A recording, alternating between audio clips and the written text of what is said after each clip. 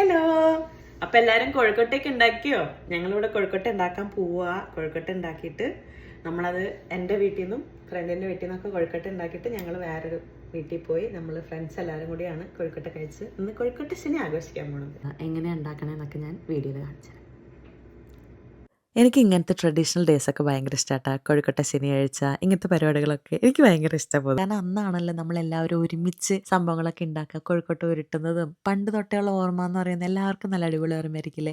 അടുക്കളയിൽ കൊഴുക്കട്ട വെന്ത് അതിൻ്റെ മണം ഇങ്ങനെ വരതും കാത്തിരിക്കും. എന്നിട്ട് നമ്മൾ ഇടയ്ക്കിടയ്ക്ക് ബോൾസൊക്കെ ഉണ്ടാക്കാൻ അമ്മേനെ ഹെൽപ്പ് ചെയ്യും. ബോളെല്ലാം കൊളാക്കി കഴിയുമ്പോൾ അമ്മ അടുക്കളയിൽ നിന്ന് ഓടിപ്പിക്കുന്നു. അതുപോലെ ഇടയ്ക്ക് ഞാനും ഷെബിനും ഓടിപ്പിച്ചായിരുന്നു. പക്ഷെ എന്ത് പറ്റിയെന്ന് വെച്ചാൽ ഞങ്ങളുടെ കൊഴുക്കട്ട കുളം ചളം ആയിപ്പോയി. കൊഴുക്കട്ടേനെ അങ്ങോട്ട് എറിഞ്ഞപ്പോൾ കൊഴുക്കട്ട തിരിച്ചിങ്ങോട്ട് വരികയായിരുന്നു. വെള്ളം കൂടിപ്പോയതാണോ, വേവ് കൂടിപ്പോയതാണോ, വെള്ളം കുറഞ്ഞു പോയതാണോ എന്ന് എനിക്കറിയാൻ പാടില്ല. അവസാനം ഫുൾ കൊഴുക്കട്ട എടുത്തിട്ട് ഷെബിൻ വേറൊരു ഡിഷ് ഉണ്ടാക്കി ഒരട പോലെ പരത്തി. ഏകദേശം ഒരു ഇന്ത്യറിയപ്പം പോലെയൊക്കെ ആയെങ്കിലും ഞങ്ങളുടെ വളരെ സ്നേഹമുള്ള കൂട്ടുകാർ അതെല്ലാം ഷടപടയെന്ന് പറഞ്ഞ് തീർത്തു തന്നു. അതുകൊണ്ട് എനിക്ക് വലിയ സങ്കടം ഉണ്ടായിരുന്നില്ല. മിലാമയുടെ വീട്ടിൽ നിന്ന് കൊഴുക്കട്ട അടിപൊളിയായിട്ട് വന്ന കാരണം നമ്മളത് ഹാപ്പി ആയിട്ട് കഴിച്ചു. നമ്മൾ പുറത്ത് പോയി ഒരു വാക്കിനൊക്കെ പോയി. വലിയൊരു ട്രയലായിരുന്നു കേട്ടോ. റിവർവുഡ് എന്നൊക്കെ പറഞ്ഞിട്ട് അവിടെ നടന്ന് തിരിച്ച് വന്ന് നമ്മുടെ മാസ്റ്റർ ഷെഫ് മാഹിൻ ചിക്കനൊക്കെ ബാർബിക്യൂ ചെയ്ത് തന്ന് അതൊക്കെ കഴിഞ്ഞിട്ട് നമ്മൾ ഈസ്റ്ററിന് വേണ്ടിയിട്ടുള്ള ഡിസ്കഷൻസ് എല്ലാം കഴിഞ്ഞ് ഹാപ്പി ആയിട്ട് നമ്മൾ തിരിച്ചു വന്നു. ഇനി അടുത്ത കൊല്ലം ഇതേ ദിവസം എന്താവുമെന്ന് നോക്കാം.